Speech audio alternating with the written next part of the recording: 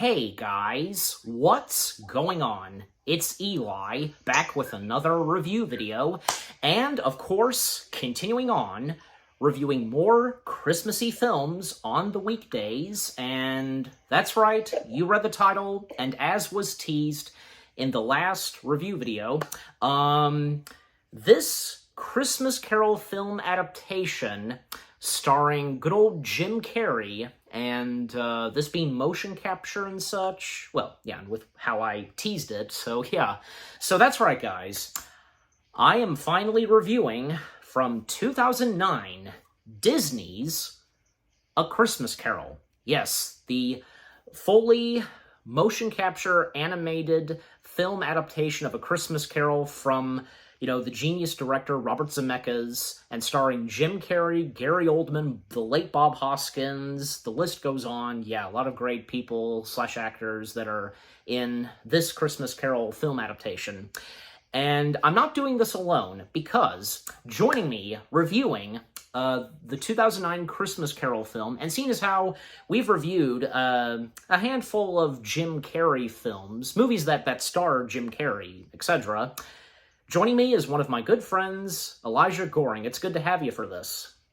Thanks, man. It's been a pleasure. And one thing, you forgot, Colin Firth was in that movie as well. Yeah, Colin Firth. Well, of course I was going to mention him, but, but anyways, so yeah, both me and Elijah, we are reviewing the 2009 Christmas Carol film, and, which, yeah, the 2009 Christmas Carol film, for one thing, being, Disney's first fully motion capture animated film, and another thing is that, Disney is no stranger to doing some motion capture in their films. Like, most notably, of course, you have the Pirates of the Caribbean films, the Flying Dutchman crew, Davy Jones, some motion capture in, say, John Carter, the live-action Beauty and the Beast, and another fully animated motion capture film that Disney had, which came out a couple of years after A Christmas Carol, was Mars Needs Moms, if anybody even cares about that.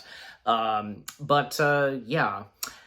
And the first things we have to say about 2009's Disney's Christmas Carol. Yeah. Well, I'll go first because, yeah, I've of course seen this before.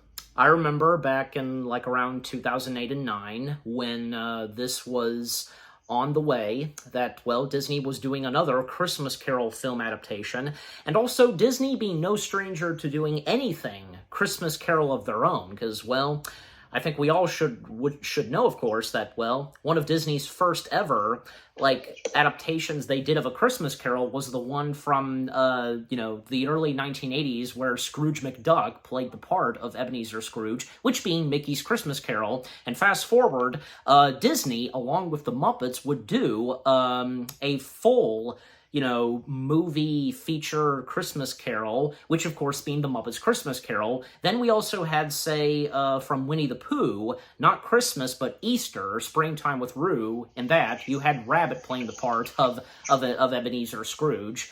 And then, when Disney, in 2009, would have, a simple, movie adaptation of A Christmas Carol, but it's motion capture, And I remember when seeing the teaser trailers for this film, even when my parents and we went to our local movie theaters and they would play this, and I remember, because I just, watched my mom play the Nintendo DS game of the 2009 Christmas Carol film, and, I don't think my parents and we did get to see this in theaters, let alone the fact that some parts of the 2009 Christmas Carol film was made specifically for IMAX and 3D.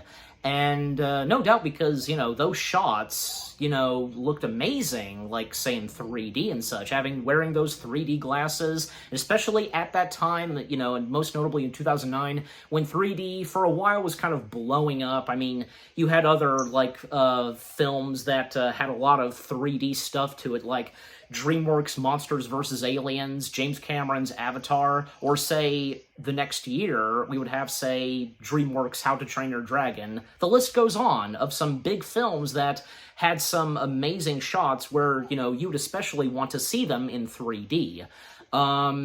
Everything that 2009's A Christmas Carol had to offer, and, with its cast of characters, whom is playing which character in Charles Dickens' book/novel, and with the motion capture to this Christmas Carol film adaptation, not bad. Even if to some people they would find some of the motion capture animated films a bit creepy and such, and with its animation. But, for me, the motion capture to any character and such doesn't bother me. And, and also because this is Robert Zemeckis' second motion capture film after, well, the very first fully animated motion capture film, which, of course, that being The Polar Express. And his studio doing the motion capture, of course, and, yeah. Not to mention, fun fact, because the look and design of Scrooge in this is modeled after that marionette puppet in The Polar Express, that the hobo puppeteers, that part, yeah. But, just overall, the 2009 A Christmas Carol film, I don't think it's that bad. And even rewatching it, and, yeah, it's pretty good, in my opinion, but yeah. So yeah, okay, so now we'll come to you, Elijah, because what are the first things you have to say about 2009's A Christmas Carol? That is a unique question, man. Unique? Yeah, I was saying, man, Disney's A Christmas Carol was a huge deal for me. I never saw it in theaters, but I saw it on Stars back in 2011 in November or December 2000, and same year. And my cousin had the movie on DVD. He brought it for me as a Christmas gift back in 2010. And when I first saw the TV spots and the trailers of this film, I thought, oh my god, this movie it's unique. It wasn't that bad.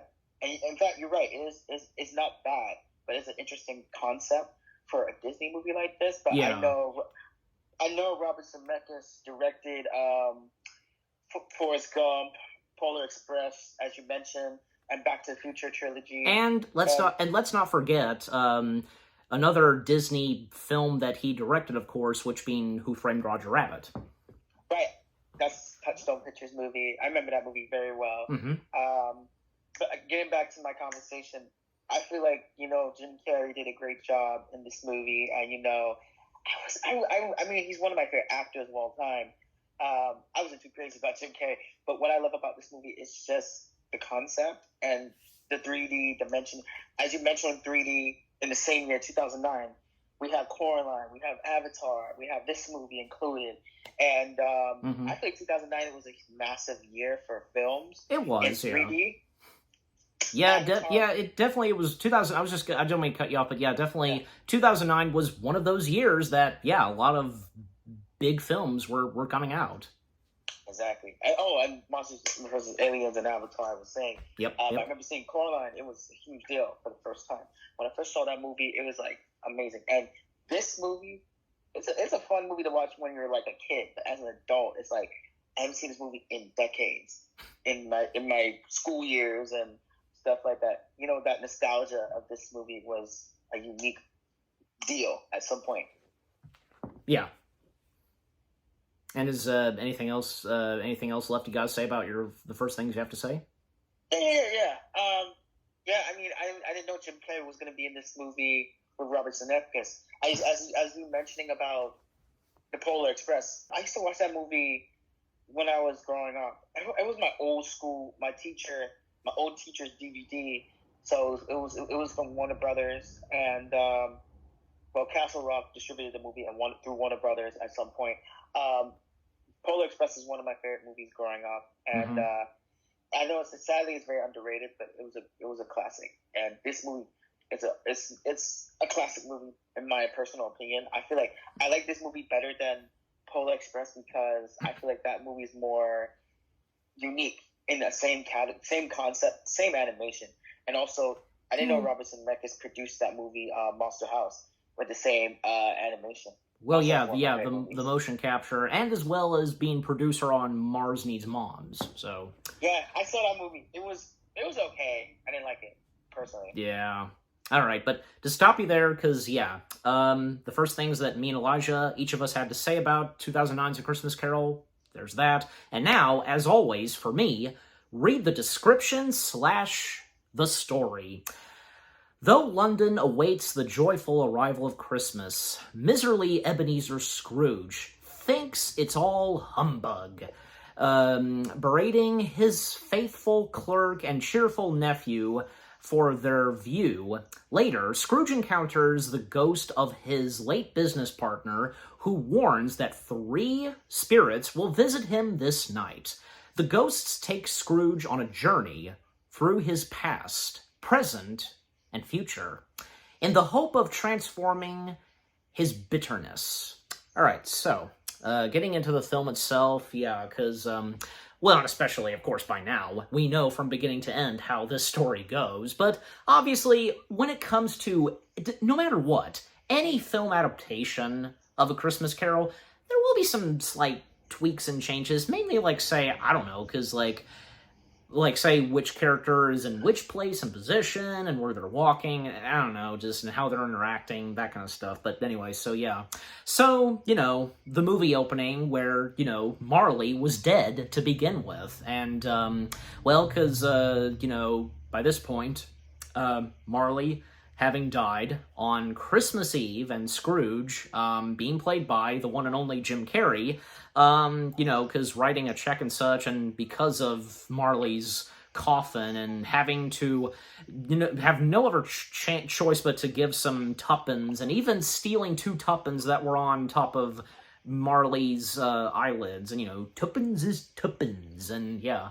And, well, 7 years have passed since Marley had died on Christmas Eve, and, Scrooge roaming around London, and how everybody, reacts and interacts with Scrooge, and how much of, pardon my French, how much of an asshole that Scrooge is to the citizens of London, and where he works, his and Marley's business office and such, and, again, as I said, 7 years pass, and, well, by this point, Scrooge having a new, business partner and such, which, of course, being, Bob Cratchit, being played by Gary Oldman. Yep.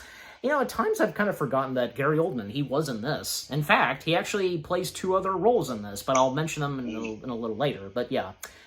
So, and yeah, because, and even when Scrooge gets a visit from his nephew Fred, and as Elijah mentioned, Colin Firth, because he plays Scrooge's nephew, Fred, and Fred, as we all know, wanting to invite his uncle for Christmas dinner tomorrow, and praising Christmas, God bless it, and so on, and Bob applauding, and, Scrooge telling him, just, if one more applause out of you, blah, blah, blah, and Scrooge just being so horrible to his nephew, and just, and even asking his nephew, and as we all know, why did you ever get married, and so on, and good afternoon, a little conversation between Scrooge and Bob. Well, because Scrooge, at least it's for once, while he's still, how he is, allowing Bob to take, the day off and such, and, Christmas, but telling him to be here early the next morning and such, And when, they close up, and Bob is merry and happy as he could ever, and even when at one point he, slides on some ice as other people are doing, and and Scrooge, when he makes his way back to his home, because, as we know, of course, seeing, presumably, the ghost of his old business partner on the doorknob and so on, and a bit of a jump scare, because, his teeth showing and causing, Scrooge to slip and fall, and, boot to dash, says Scrooge, and, him making his way into his house, and fun fact, because, I've seen the deleted scenes. I don't know about you, Elijah, but I'm sure you have, because, yeah, some of the deleted scenes from this Christmas Carol film, I remember some of them, including, there's one that actually made it to the Nintendo DS game, and that's when, right as he's going to walk upstairs to his room, well, out of nowhere, a ghostly carriage, rides down the stairs, and, yeah. That being a deleted scene, but again, it made its way to the Nintendo DS game. I remember this very well, but, that's the thing, because, sometimes, there would be some video games, tied into movies or something where they would incorporate some things that did not make it into the films themselves. And 2009's A Christmas Carol being one of them, so, yeah. And then, a little later, Scrooge having a bowl of gruel, and until, the bells start to ring, and, well, out pops Marley's ghost. And Marley's ghost, Jacob Marley, Scrooge's old business partner, being played by Gary Oldman as well. Yeah. But, okay, now we'll come to you, Elijah, because with what I've talked about so far, what do you've got to say? Man.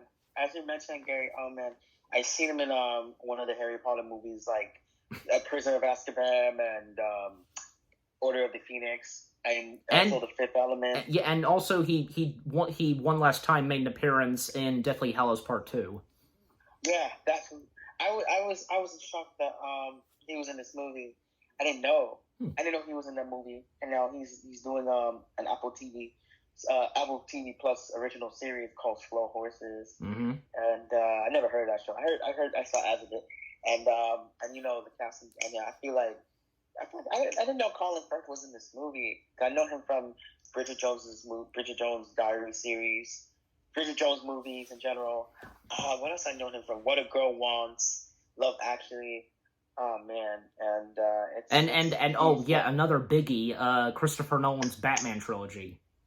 Batman, I didn't know that. He was Commissioner Gordon.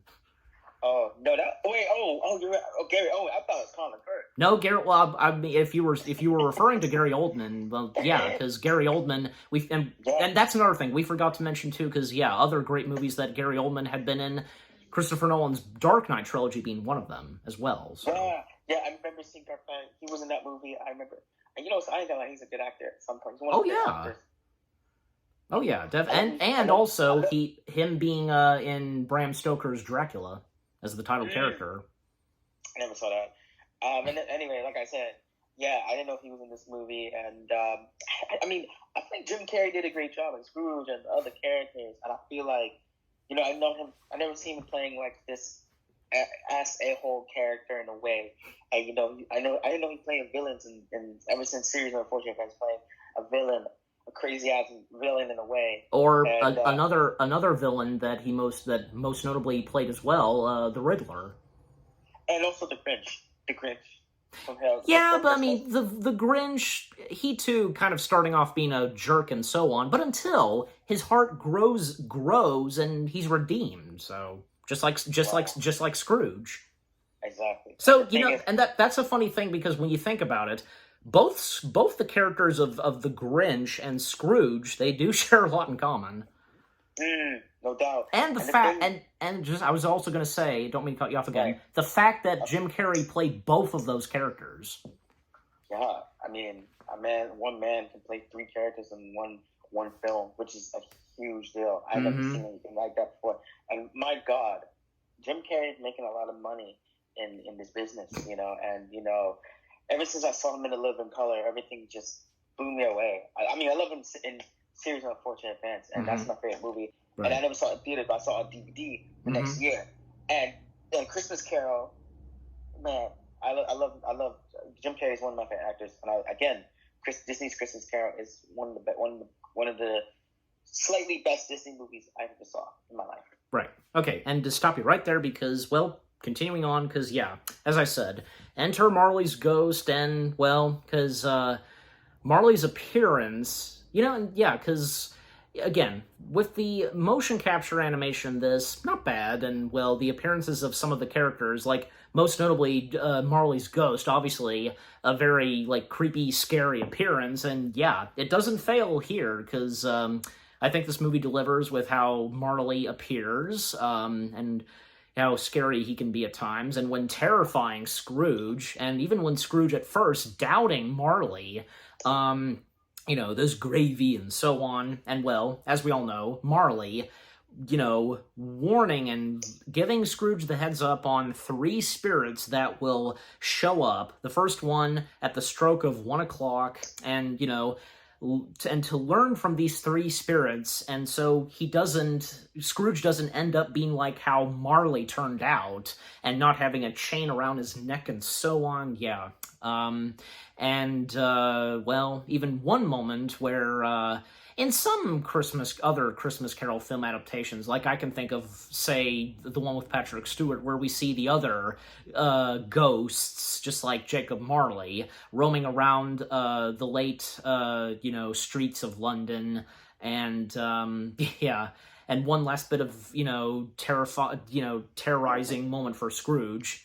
And then, when he's in bed, and, well, the bell strikes, and, up to 1 o'clock, that's when enter the first of the 3 spirits, the Ghost of Christmas Past. And, yeah, as we technically mentioned already, because Jim Carrey not only playing Scrooge, and not only playing Scrooge, like, from young and so on, but Jim Carrey also playing all 3 of the spirits. And, yeah, the Ghost of Christmas Past, which I kind of forgot, because, yeah, I think it's obvious. Like, Jim Carrey definitely gave, well, just only the Ghost of Christmas Past and Present. We all know that the Ghost of Christmas Future never talks.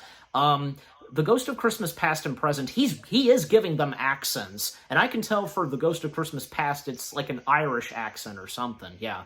And the appearance and look of the Ghost of Christmas Past in this, well, is basically like a floating candlestick and such. And holding those things where you put out the candle light. And thus, yeah, the Ghost of Christmas Past taking Scrooge to his Christmas past. And, well, Scrooge right away, and when seeing the sight of his old school, just being a little choked up over this, and even recognizing some of his old schoolmates, and the fact that out of all of them, young Scrooge was the only one that remained there for a long time, even, as Christmas came back, and so on. But until Scrooge was brought back home by his beloved sister, Fan, and Fan being played by good old Robin Wright, and she also plays another, well-known character in Christmas Carol, but we'll mention her in a few moments, because, yeah, Fan, coming to see her brother, and to inform him that, their father has changed and has become a better father and a better person, and, wanting to bring his son back home, finally and officially. And as we all know, and as the Ghost of Christmas Past and Scrooge talk about Fan, what a delicate creature Fan was, beloved sister, and a beloved mother, even though, yeah, she died at a very young age, and sadly, her son never really got to know her. And, Scrooge's nephew technically being all that he has left. That's about it. After that part of Christmas Past is over, then they travel on to another part of Scrooge's Christmas Past, where Scrooge, as he got a little older, well, being an apprentice to Fezziwig. And Fezziwig, it never fails on whom plays Fezziwig in any adaptation of A Christmas Carol, and even say when Fozzie Bear played Fezziwig. So yeah, so Fezziwig in this being played by the late legendary Bob Hoskins, which, by the way, Bob Hoskins and Robert Zemeckis, as we all know, they've worked together, most notably in Who Framed Roger Rabbit. Eddie Valiant, of course. So very fitting that, yeah, we have Bob Hoskins playing the part of Fezziwig, and as we all know, Fezziwig being very happy-go-lucky and such, and, especially when, celebrating Christmas, and, one of Scrooge's, other, business partners and such, you know, in some, I've noticed this in some Christmas Carol adaptations, we would sometimes see a young and alive, you know, Jacob Marley, but not in this. Character by the name of Dick, yeah. So Dick Wilkins, and Dick Wilkins being played by Carrie Elwes, and technically, it's a little bit of a Princess Bride reunion for Carrie and Robin. Yeah, so yeah, again, Carrie Elwes playing Dick Wilkins, and other characters that he plays. Well, he plays portly gentleman number 1, Mad Fiddler at Fezziwig's annual Christmas party. He's a Mad Fiddler, and guest number 2, and businessman number 1. So the Christmas party happening, and also Mrs. Fezziwig, being played by Jackie Barnbrook, if I'm pronouncing her first name right. Again, you know me sometimes. And she also played Fred's sister-in-law and well-dressed caroler. Yeah, I remember, like, you know, her being one of the carolers, because there are a few times where, yeah, Scrooge passing by the carolers, and they just quiet down, and they just, you know, be silent until after he, like, gives them a glare and such, and then he walks off, then they start to sing again. So, but yeah, the Fezziwig party happening, and even when young Scrooge, he dances, and for the first time encounters and meets Belle, and Belle being played by Robin Wright as well. Yeah. Well, sadly, when it seemed like, yeah, Scrooge had found love and found the perfect woman for her, a little later, and, you know, with one last bit of Christmas past shown from Scrooge's Christmas past, yeah, when Scrooge let the greediness and money get to him, and not caring that much about Belle and love, and that's all Belle wanted, was just Scrooge's love. Like, not caring if, say, like, they were poor or how much money they had, just, yeah, and as we all know, in the Christmas Carol story. And sadly, Belle just cutting ties and releasing Scrooge, and Scrooge can no longer bear this and doesn't want to be shown anymore. And even the Ghost of Christmas Past, you know, telling Scrooge that, you know, that these were the shadows that happened before and so on, you know, do not blame me, leave me. And even when he tries to, you know, shut off the Ghost of Christmas Past, you know, putting out the Ghost of Christmas Past, and as was shown in the trailers, when putting out the Ghost of Christmas Past, well, Scrooge launched up into the sky, literally, and really high up into the sky, and when it almost seems like he's going to reach for the moon, but then, when he no longer is flying into the sky, he then starts to fall, and, well, thankfully, he survives, of course, and when very soon, he's about to meet the Ghost of Christmas Present. Yeah. All right, and coming back to you, Elijah, because all that I've said about, well, you know, with the Ghost of Christmas Past and Scrooge's Christmas Past from, you know, his old school Fezziwig, and when meeting Belle, yeah, what all do you have to say? As you mentioned, one of the cast of the characters, I met Kelly Elwes from this movie and The Princess Bride, and saw it was a really blessing that I met him. I loved him in this movie, and also I saw him in a movie called Black Christmas with Blumhouse and Universal. And I never saw Saw. I remember seeing him in a movie called Kiss the Girls with Morgan Freeman and Ashley Judd, for Paramount Pictures thriller, and it's like this one of the Alex Cross thriller, and it's based on the book by James Patterson, Alex Cross series novel. And let's not forget, of course, two other biggies for Carrie Elwes, The Princess Bride and the first Twister film. Right. Right. I never saw Twister. I never saw Saw. And I just saw Princess Bride before I met him. And it's crazy that I met him. It's the funny thing is I met him virtually. I love him in Princess Bride. The Princess Bride was a unique movie and a classic. And Robert Wright Penn, I didn't know she was in this movie too as well. Yeah. I know her from Princess Bride with Carrie, White Oleander, and Forrest Gump. As I mentioned about Robert Zemeckis. Oh yeah, they did movie together. Yeah, and that's another like movie for both Zemeckis and Robin Wright reuniting on. So, and also Bob Hoskins. I remember I remember seeing him in a movie called Who Framed Roger Rabbit, worked with Robert before, and another movie with Jet Li and Morgan Freeman called Unleashed, and also it's an action movie with Jet Li and Morgan Freeman. Jet Li doing a lot of crazy ass martial arts fights in one of his movies. And also, what else? Made in Manhattan with Jennifer Lopez and Ray Fiennes. He was in that movie. He plays like one of the hotel staff, and it was a romantic comedy at some point. And it's a big, it's a huge deal. It's a huge deal meeting Cary Elwes for the first time in my life, and I didn't know and I saw him in the one of the Mission Impossible movies last summer. Yeah, and I know he did a movie with Tom Cruise. But in that movie, and I don't mean to cut you off, sorry.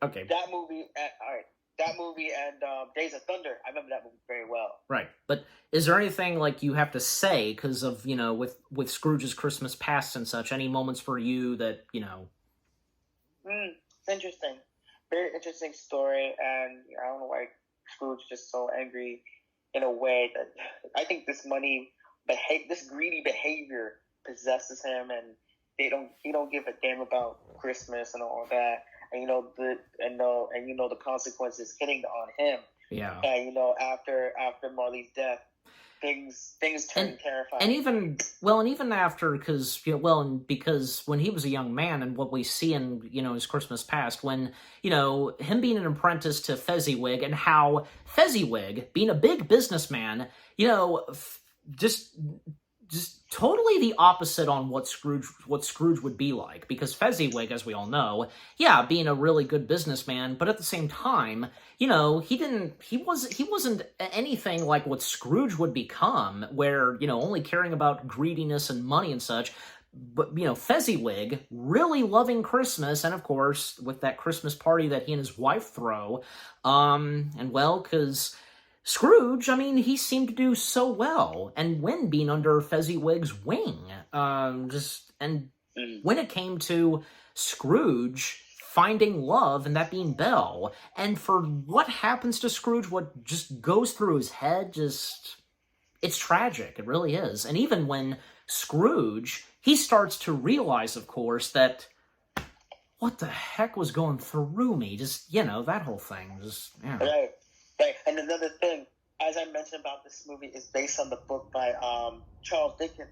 It's a Charles Dickens novel, and I didn't know Disney is doing this as a film adaptation in 3D for the first time in Disney's history, and it's challenging to do a movie like this, with full stop animation and movements and stuff like that. It's like watching a PlayStation 3 game or something like that.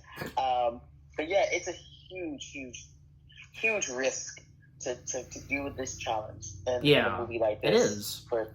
For a film like this, it's a lot of risk. It's too risky. Yeah, and especially since it never fails, and always whenever it's come to any Christmas Carol movie adaptation, it's always got to stay on track with what goes on in the book/novel from beginning to end, and what goes on with Scrooge, his encounter with the three spirits, and so on.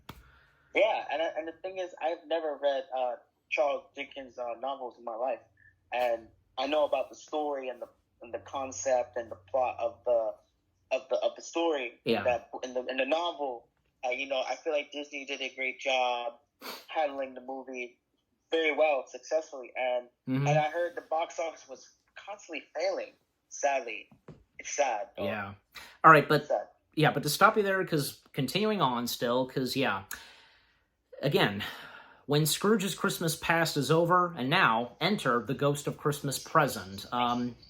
Also being played by Jim Carrey, as we've said. Jim Carrey not only playing Scrooge, but also playing all three spirits. Even, the Ghost of Christmas Yet to Come, but until we get to the Ghost of Christmas Yet to Come. But yeah, so again, enter the Ghost of Christmas Present, this, very big, jolly guy, constantly laughing a lot. I think it's obvious, and and I remember when my mom and I, we've seen this before, but when we watched this again, because she did point out and realized, because a good chunk of times where, especially when the Ghost of Christmas Present is laughing constantly, just, yeah, Jim Carrey going over the top. I mean, what do you feel on that, Elijah? Like, do you feel as though that Jim Carrey was probably going over the top with his performance as the Ghost of Christmas Present and all that constant laughing? That is a good question. Yeah, it is a huge deal. I mean, I love Jim Carrey at some point, and I love his performance throughout these characters. You know, I feel like Jim Carrey does it all. It's his movie. You know, it's his name. Yeah, and I think it's, I don't mean to cut you off, but I think it's obvious that, yeah, for someone like Jim Carrey, yeah, never fails that he will definitely, at a good chunk of times, go over the top. Yeah, say, like, if you had a bad day from work or any other life situation, Jim Carrey makes you laugh, makes you happy. I feel like this man is making the world happy, man, and, you know, God bless him, man. And you know, I don't know how I got involved with Jim Carrey movies growing up. It was Dumb and Dumber and Series of Unfortunate Events, and especially this movie and The Grinch, of course. Well, it just naturally happened, you know, watching movies that star Jim Carrey. So.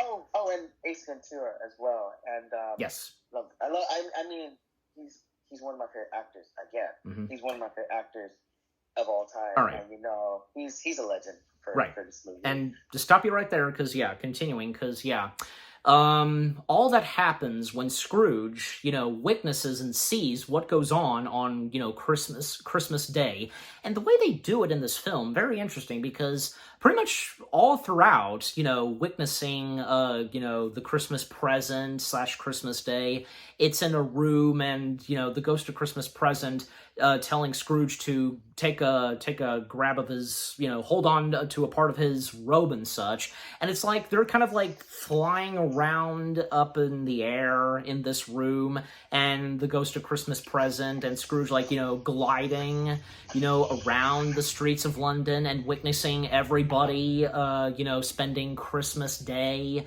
you know, those, like, feasting and such. And most notably, when it comes to, say, you know, Scrooge's employee, Bob Cratchit, and what goes on with his family, and, well, what goes on with Scrooge's nephew Fred, his wife, and, you know, all of, you know, Fred's friends that, you know, come for Christmas and such.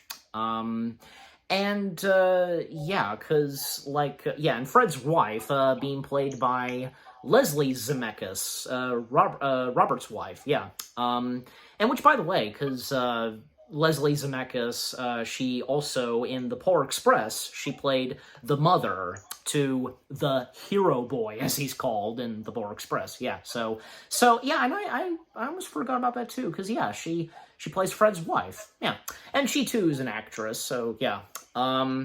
So what goes on, like, you know, starting with, like, you know, Bob Cratchit and his family, and as we all know, Scrooge, when laying the sight of Tiny Tim, and Tiny Tim being played by Ryan Ochoa, if I'm even pronouncing the last name right.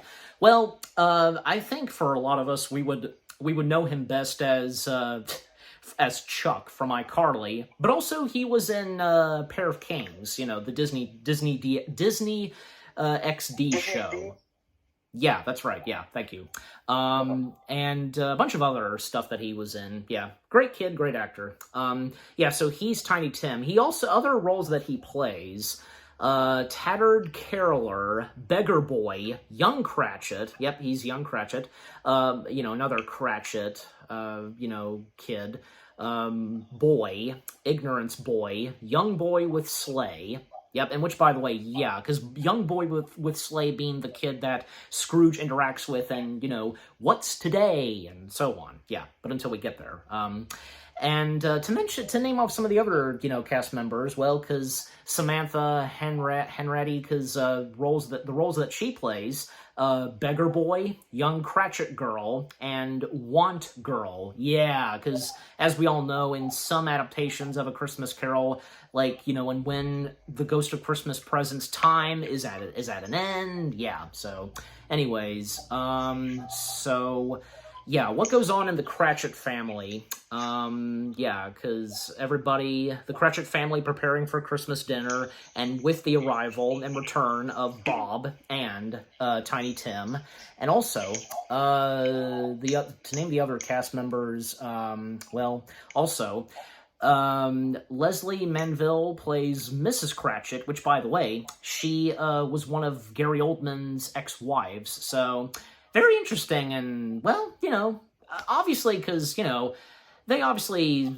seem to still get along and such, and, well, because, sure, it was not a problem for them when they reunited and they were playing husband and wife in this, but, yeah, so, but they both did pretty well. They did pretty good.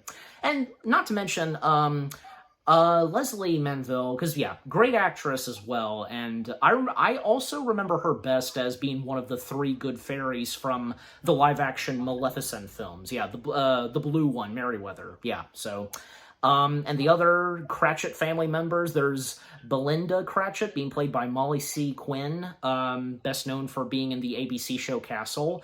There's also Martha Cratchit, played by Faye Matterson. Mae Fatterson also played guest number 1, and Carolyn, yeah, got that right.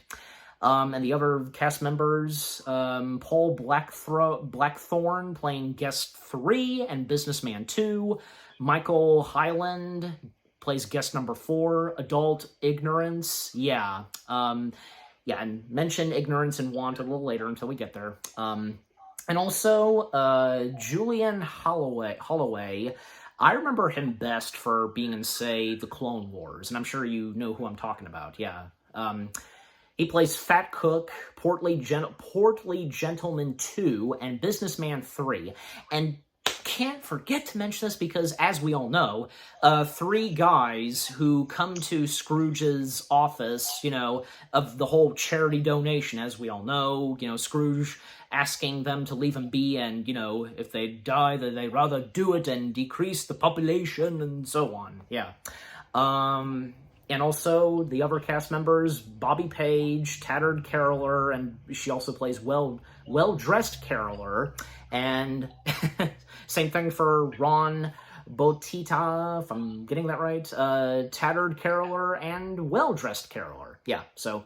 But back to the story, because, yeah, Bob and Tiny Tim arriving back home, and, well, yeah, as I recall, yeah, toasting to Mr. Scrooge, the founder of the feast, and Scrooge starting to grow concerned for Tiny Tim and wondering and asking the Ghost of Christmas Present if he'll live, and, well, the Ghost of Christmas Present quoting what Scrooge said early on, die and increase the population and such. Yeah, even, the Ghost of Christmas Present's face, morphs into Scrooge.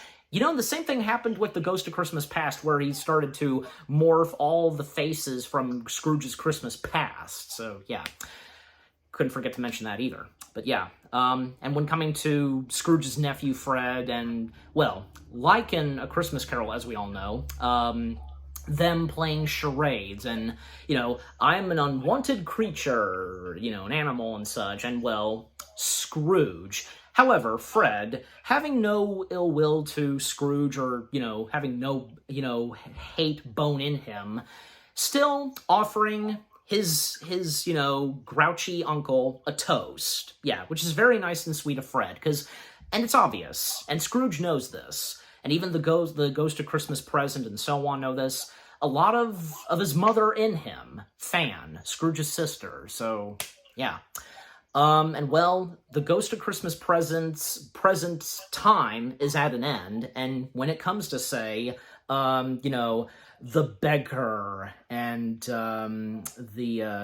ignorance, we see them as, young children, do they not have homes and shelter, blah, blah, blah. And as we see the Ghost of Christmas Present starting to grow old, and even when he then collapses and still constantly laughing, and he's really shriveling up and just, getting skinny to the bone, and even when the wanted and ignorance children, they start to grow old, and what they say to Scrooge, and when we see the Ghost of Christmas Present now down to a skeleton, and now turning to dust, and with the last bit of laughter he has, just, yeah, that moment right there, because a creepy moment, I should say, especially with the motion capture. I won't deny it, but yeah. All right, and coming back to you, Elijah, because all that I've said about, the Ghost of Christmas Present and what goes on Christmas Day, what do you have to say? Yeah, it was interesting. One of those scenes. It's very beautiful and terrifying at the same time. You're not wrong. Thank you. I feel like watching a horror movie in a way, and for a PG-rated movie like this, which is kind of strange, It is. But I thought it was PG-13 or something. And and here's the thing. It's true, because obviously, yeah, there are some scary moments in A Christmas Carol, so yeah. And the fact that Disney made Pirates of the Caribbean films are rated PG-13 because of the action violence, basically, and some intenseful moments, jump scares, that kind of stuff. Creepy imagery. It could have been like PG. It's just like Zorro, the first two Zorro movies. The first movie was PG-13, and the second movie was PG because of children. Mm-hmm. It's a family movie, both of them. Yeah. I never saw the first Zorro movie, Mask of Zorro. I did saw the Legend of Zorro a couple of times growing up, and Antonio Banderas did a great job in that movie. And this movie, it feels like a horror movie in a way. At moments that are terrifying, moments that are beautiful, moments that are thought provoking, and disturbing. Yeah, thank you. Yeah. And also, don't mean to cut you off again, especially because of the motion capture animation to this at times. Yeah, it feels like watching a Christmas horror movie, and Christmas movie focus the genre on the holiday. They're focusing on horror, comedy, action. Well, for example, for the three genres, horror is like a Black Christmas. Comedy is like Planes, Trains, and Automobiles and Home Alone. Mm-hmm. And action is like Die Hard. And then I want to add another genre, Elf, which is another comedy at some point, which is a stupid comedy with Will Ferrell. Oh my god. I like that movie though. I ain't gonna lie. Yeah. Okay, so, alright, to stop you there once again, because, continuing on, because, once the Ghost of Christmas Present's time is now over, doesn't take too long for, enter the third and final spirit, the Ghost of Christmas Future / Yet to Come. And once again, Jim Carrey, as we've said, playing all three spirits and even playing the Ghost of Christmas Future / Yet to Come. And the way that the Ghost of Christmas Future / Yet to Come is done in this, obviously, it never fails, and it has to be, how it is, where you have the Ghost of Christmas Future / Yet to Come in a black robe and, creepy skeletonish hands. And, basically, the Ghost of Christmas Future / Yet to Come is death. Yeah, so, but how the Ghost of Christmas Future / Yet to Come is done in this, apart from, with, a black cloak, robe and such, and creepy skeletonish hands, he's a shadowy figure, which is very interesting. Yeah, kind of not really physically being right there next to Scrooge, not like physical or anything like that, and with a robe. But technically, there are moments where the Ghost of Christmas Yet to Come / Futures creepy skeletonish hand, whenever he points, it starts to, stretch out and, come straight out of any walls, floor, which is very interesting. Terrifying moments that happen with the Ghost of Christmas Future / Yet to Come, and Scrooge being well aware that, about to see things that have not yet happened, but they will, and if they are that way, if Scrooge does not change, and if he remains how he's always been, a humbug and such, and the one sequence where, late evening in London, and, Scrooge being chased by a ghostly carriage, which, yeah, we do see the ghostly carriage in this, but as I said earlier, it was originally, like, it originally appeared when Scrooge first came home, and it started to ride down the stairs, but yeah, it's in the film, and the whole sequence of Scrooge being chased, even when at one point he shrinks down, and even his voice as well, because of him shrinking, and those that he witness and see, like, well, a couple of, businessmen, commenting and saying about, whom has died, and not caring and having no, not showing any emotion or anything for whom has died, and Scrooge doesn't know that at first. And even when, like, at one point, and after, the whole chase sequence with, the carriage, Scrooge, encountering, someone who works in his home, which, being, Mrs., because, it was, do you remember who it was, Elijah, by any chance? Oh, no, hold on, good thing I found it, because, IMDb sometimes. Mrs. Dilber. Yeah, Mrs. Dilber, being played by Fiona Flanagan. Yeah, because, we didn't even see her at the start, like, when Scrooge made his way back home.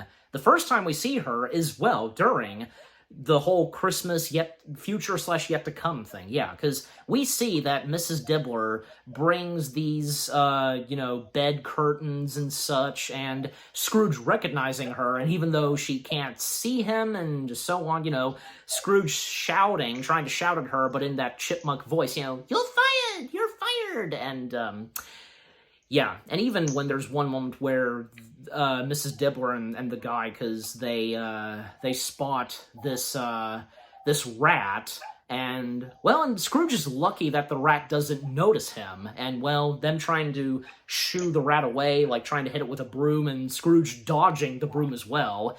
And to speed things up, because Scrooge going back to his normal size, and still, coming face to face with the ghost of Christmas future / yet to come, and the ghost of Christmas future pointing out to Scrooge, the sight of a lifeless body on a bed, and with a bed sheet covering it, and Scrooge just getting very worried and so on.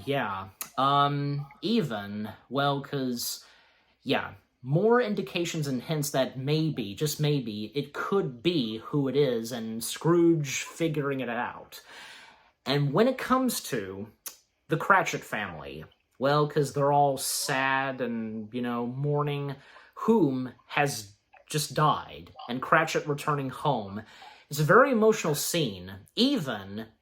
This was done pretty well. I actually completely forgot about this until I did a rewatch, where Scrooge, he's up on the stairs and watching and listening to their conversations and such, and when Cratchit is making his way up the stairs, Cratchit, he can't see Scrooge, and, Scrooge, because looking directly at Cratchit, and Cratchit technically is looking directly in Scrooge's direction, where he is on the stairs. And the look on Cratchit's face, and his eyes, that's so amazing, and Scrooge is feeling so awful, and feeling so sorry towards his employee, and, especially since Scrooge, he was not aware and had no idea, like, what was going on with Cratchit and the family, and knowing that there was a sick child in the family, apparently, because, when Scrooge came up to Tiny Tim's room, apparently, and, by seeing a shadow, Tiny Tim's lifeless body is in the bed, and Bob Cratchit breaking down, and Scrooge feeling so sad that, Tiny Tim has passed, and if he is to die. And, Scrooge now coming into the cemetery, and, things are getting intense, and the climax, as we all know, and seeing his own tombstone, and, assuring the ghost of Christmas future / yet to come, he will honor Christmas in his heart, and with the lessons from the three spirits, and, and when he's holding on for his dear life, and when he's, almost about to fall in his own coffin, and, there's smoke and fire, and just, say, it's hell and such, And yeah, when Scrooge does fall and landing straight into his coffin, well, thankfully, he woke up and he finds himself back in his bedroom. Yeah. So, presumably, you know, it might have been a dream, or was it? So, yeah. But, okay, and coming back to you, Elijah, because all that I've said about, with the Ghost of Christmas Future / Yet to Come, these things that could happen if Scrooge does not change his ways, all that I've said, and with the carriage chase sequence, Scrooge shrinking, Mrs. Dilber, and what happens with the Cratchit family with the passing of Tiny Tim, all that I've said, yeah, what do you have to say this time? I ain't gonna lie, that was kind of funny when Jim Carrey's character Scrooge turned into a little man with a chipmunk voice. Yeah. I ain't gonna lie, that was funny, and that Ghost of Christmas future whatever. It gives me like Harry Potter and the Prisoner of Azkaban and I Am Legend vibes because of that sinister feeling, that darkness, that vulnerable. And I thought to myself, this is kind of like, this gives me Harry Potter and the Prisoner of Azkaban and I Am Legend vibes. Like, are you thinking of like, say, like in Harry Potter, like giving you vibes of the Dementors or something? Something like That's understandable. Yeah, that's understandable. That's a good example. And I Am Legend, matter of fact, that I don't know if you've seen I Am Legend. It's with Will Smith. He's alone. These zombies, these death seekers coming out of nowhere. Yeah, them. That reminds me of I Am Legend. That darkness, that horror vibe. And if that vibe, that lesson is like if Scrooge doesn't turn himself in, it'll be hell breaks loose, or worse, or fate worse than death around him, Yeah. God forbid anything could happen.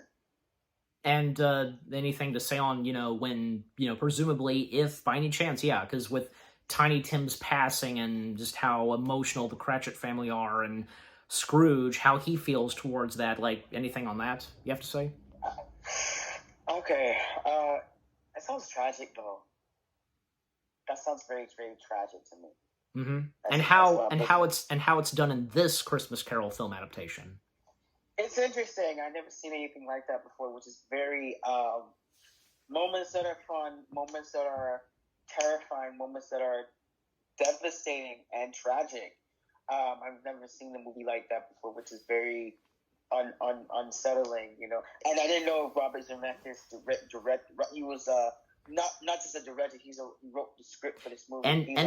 And by the way, because now that you mention it, I almost forgot to mention this. This is the first film where he's written a movie all by himself. So yeah, like mostly, I know he's a producer in that part of that job, in that dimension.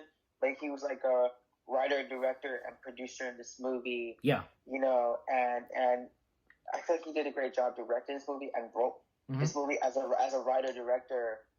He did a great job throughout the movie, and I've never seen him doing a Disney movie as his debut. I know he did a movie. I know he did a movie with Paramount Pictures with Forrest Gump and I was gonna mention Castaway with 20th Century Fox and DreamWorks Pictures with Tom Hanks. He directed that movie as well. Yes. Did a great job. He's one of my favorite filmmakers. Yeah, and another fun fact about Robert Zemeckis, a Christmas Carol is one of his favorite stories and such, with the plot to it with time travel. So it's kind of like that deja vu vibes with the time travel, and it's like like Prisoner of Azkaban, of Harry Potter and the Prisoner of Azkaban. It's like that same concept. That time travel scenario, I like that. I like movies like that, going back in time to save the world, to save this person from dying, or save themselves, save yourself. Yeah, and most notably, like also another good example, Back to the Future. Right, that movie is like that. It's like the same thing. Just go back to save your parents from. Save from your parents. And also saving Doc Brown's life. That was another thing. Right, and also I only cut you off, but again, I was saying, and also and also fixing the parents, Marty's parents' making Marty's parents to go to that dance before shit hits the fan, in a way. Yeah. Right. Okay. And to stop you once again, because, yeah, continuing on, now that Scrooge has finished with all the three spirits, and especially the Ghost of Christmas Future / Yet to Come, he finds himself back in his room, and now he's become a much better man, and his interactions with everybody in London, from, yeah, the boy with the sleigh, you know, what's today's date? And telling the boy to go get the big prized-sized turkey. And when he interacts with Mrs. Dibbler just panicking and just like, he's a madman, and so on. And when Scrooge, meeting with the boy once again, and whom has the prize-sized turkey, and having it be delivered straight to Bob Cratchit's house. And when Scrooge, roaming around the streets of London, interacting with everybody, even, like, say, encountering one of the gentlemen of the donation and such, and whispering in his ear how much he'll put in, and so on. And when he, like, say, comes face to face with the carolers once again, and they quiet down and such, but then he joins in, and yeah. And even when he rides the back on a carriage, and kind of like waving to some people. And fun fact, a lot of people thought that that was a nod to, in Back to the Future, as we all know, Marty, like, riding on back of vehicles on his skateboard, and one moment where, yeah, he's waving and such. Robert Zemeckis stated later on that it never occurred to him, and, well, I mean, it's obvious, like, it's very similar, yeah, to, what was in Back to the Future that's in this, yeah. Yeah, bet you didn't know that. But anyways, and then when it comes to, Scrooge going to his nephew's home and with everybody there, coming to Christmas dinner, and, because he managed to show up right before his name was going to be mentioned in the game that they were playing. And, they are surprised to see that he's here, even Fred. And Scrooge saying that, I've come to Christmas dinner if, you welcome me, and how he says it. And, Fred and everybody else, they're more than happy. And obviously that indicates to them that, yeah, a big change has come to Ebenezer Scrooge himself. And of course it has, yeah. And then, after that, because coming near the end to the movie where Scrooge, back in his office, and, awaiting Bob Cratchit to show up, and playing a little trick on Bob, because you're late, and, and therefore, I'm about to raise your salary! Merry Christmas, Bob! And, yeah, and then Scrooge telling him that, yeah, he will raise his salary and his mortgage, and will do whatever it takes to help out, him and his family, Cratchit's family, that is, and having, Cratchit go buy some coal for the fire, as we all know. Bob really wanting to put some coal in the fire to be warmed up, at the beginning of the film, but yeah. And also, of course, Scrooge wanting to help out as best he can for not just Cratchit's entire family, but especially Tiny Tim, yeah. And, Bob Cratchit, I think, he's a bit confused, but then, yeah, he starts to, be happy in how his boss is now acting. And, of course, when, as we all know, Scrooge declares Bob Cratchit a new business partner, yeah. And I knew this, but I had forgotten that it was only for the ending, where Bob Cratchit, he breaks the fourth wall, looking directly at us, the audience, and finishing off the movie with a bit of narration, the epilogue. And fun fact, originally, Charles Dickens was gonna make an appearance in this, probably just mainly, say, the voice of Charles Dickens, narration. There would have been narration all throughout the film, and Charles Dickens would have been voiced either by Michael J. Fox, Christopher Lloyd, or Tom Hanks. But in the end, that didn't come to be with incorporating a voice for Charles Dickens and being the narrator. So instead, and in the final film, it's Bob Cratchit who, does a bit of narration for the epilogue. And yeah, the aftermath and epilogue with this movie, and Scrooge, becoming a much better man, and even for Tiny Tim, he became a second father to Tiny Tim, and the friendship and such that Scrooge and Tiny Tim have, and one of the last shots we see is Scrooge and Tiny Tim, walking in the streets of, London and Christmas, and God bless us, everyone, and yeah, what a great way to end it off right there. Okay, and coming back to you, Elijah, because the ending to the film, and Scrooge now becoming a better man, getting the prize turkey, his interactions with everybody in London, raising Bob Cratchit's salary, coming to Christmas dinner with his nephew Fred, and so on. Yeah, what do you have to say this time on that? As the whole entire commentary that you're listening, everything that I've been listening to your situation, I was right. He turned himself in. I never seen him do anything like that. I never seen him happy in his life, and I thought he had a hell of a day. Basically, yeah, he looked like he had one hell of a day. Yeah, and it's Christmas, and it's like, oh my God, it's nuts. And I feel like Jim Carrey did a great job throughout this movie, and this movie's about faith and trust, and forgiveness, and redemption, in the same thin line, mm-hmm. and also thin ice. And at first Scrooge was like an asshole, and now he turns into a better man, and he turned himself in. Thank God for that. Mm-hmm. Yeah. This movie is a beautiful. I ain't gonna lie, it was a beautiful movie. Yeah. To be honest, and to me. And to stop you right there, because to finish off and our final thoughts and such on 2009's A Christmas Carol, 2009's A Christmas Carol from Disney, it's a pretty good film adaptation of A Christmas Carol. It may not be one of the top best film adaptations of A Christmas Carol of all time, but, overall, it's not a bad film adaptation of A Christmas Carol from Charles Dickens. It may not be really up there, but it's not that bad. It's decent and, pretty good to watch. And anybody who's comfortable and doesn't find any motion capture animation scary and such, what 2009's A Christmas Carol had to offer with its storytelling and, how they do the story of Charles Dickens' A Christmas Carol from beginning to end, the cast and whom played which character from A Christmas Carol, most notably Jim Carrey playing Scrooge, all three spirits, Gary Oldman,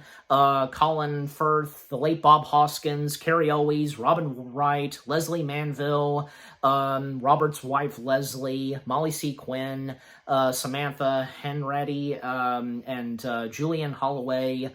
Everybody that was a part of the 2009 A Christmas Carol, with Robert Zemeckis' direction, and again, him being the writer and producer, and the music and score by the one and only Alan Silvestri. The motion capture animation to this, pretty good, not bad, despite the fact to some people, there's no denying, because how some of the animation motion capture in this could be kind of creepy, scary, and such, and as what both me and Elijah had said at times, the funny and emotional moments and the heavy stuff, we're all really done well in this. Just overall, and with what I have to say, my final thoughts and such, 2009's A Christmas Carol is not that bad. Again, it may not be one of the top best film adaptations of A Christmas Carol, but overall, it's not bad, but it is enjoyable and good to watch, and And coming to you, Elijah, what are your final thoughts and results, and what left do you have to say about 2009's A Christmas Carol? Well, that's a good answer that you say to me, my good friend. Disney's A Christmas Carol was very decent. It feels, and also a feel-good Christmas movie of 2009. And Disney's archives or whatever. Mm-hmm. Jim Carrey did a great job throughout the movie, especially playing the Christmas spirits. Man, it's a huge deal for him. The cast did a great job, especially Gary Oldman, Bob Hoskins, Robert Wright Penn, and Carrie Elwes, and also Colin Firth, and they all did a great job in that movie. And the movie was like, in fact, this 2009 was a big year for films. Mm-hmm. Like I said earlier, it's not a bad film, but it's a very decent movie to watch. And I remember that movie very well when I was growing up, and I loved it. I loved the movie. It was fun, and it's a really fun movie to watch. It's very decent, very calm, very very calm, but like feel good movie of the year. Mm-hmm. It's not like horrible. It's not horrible. It's not worse. It's a feel good Disney Christmas movie mm-hmm. of the year, and it's written and directed by Academy Award winning Academy Award winning director Robert Zemeckis. Yes. Right. Well, okay, I messed up. I'm gonna say this movie is written and directed by Academy Award winner Robert Zemeckis, the director of Forrest Gump, Back to the Future trilogy, and The Polar Express, and also Castaway. And mm-hmm. I didn't know he doing this movie with Walt Disney Pictures for the first time. And I feel like he did the right decision for teaming up with Disney for this movie. And my result is, I would say this movie is a really good movie, and it's a feel good movie of the year, especially for the holidays. I know some people think it's overrated and underrated, not a lot of credit. Look, I love Jim Carrey. I love it. It was a beautiful movie, and moments that are terrifying and funny and everything, etc. Everything. Yes, and two quick things that I want to point out before we come to us rating it, because remember, Elijah, keep in mind, because, this wasn't the first time that Zemeckis did a film for Disney, because, the first one he did under Touchstone was Who Framed Roger Rabbit. Right. Yeah, and I didn't know that.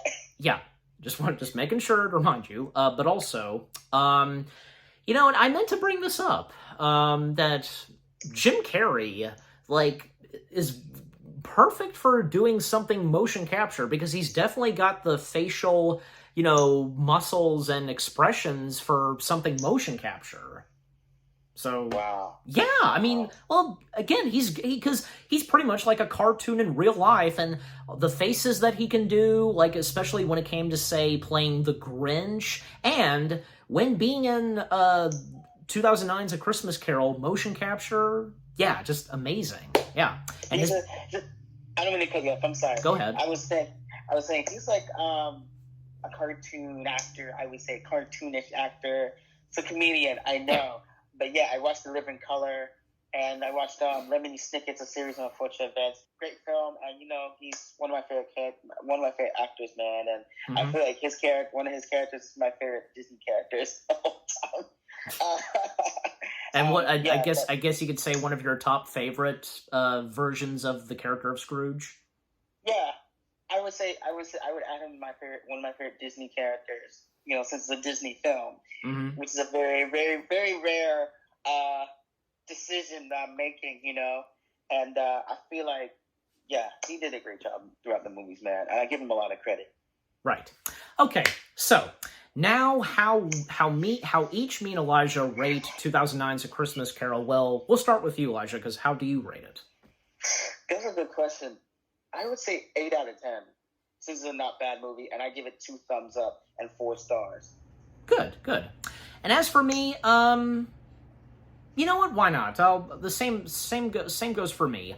I give the 2009 A Christmas Carol film, 8 out of 10 stars. So for both me and Elijah, we give Disney's Christmas Carol from 2009 8 out of 10 stars, 2 thumbs up, and also giving it, did you say 4.5 stars? No, 4 stars. 4 stars. Oh, 4 stars. Okay. Right. So I don't mean to call you, but it's not like they don't have, in movies they don't have 10 stars, but they have 4, 5 stars and 5 stars and stuff like that. Yeah, exactly. There we go. Okay, so there you go. That's how we rate it, and yeah, because me and Elijah, we really enjoyed the 2009's A Christmas Carol, and I'm sure the same goes for you guys. And yeah, what about you guys? What did you think of 2009's A Christmas Carol from Disney itself? Any of you that got to see this and experience this in theaters like an IMAX and most notably 3D? Is the 2009 A Christmas Carol one of your favorite Christmas Carol film adaptations? And if you are comfortable with the motion capture animation this, and whom stars in this, from Jim Carrey, Gary Oldman, Bob Hoskins, Carrie Elwes, the list goes on. And what'd you think, most notably, of Jim Carrey's portrayal of Scrooge and all the other characters that he plays? Well, yeah, the three spirits and so on. What were some of your favorite moments in this Christmas Carol film adaptation?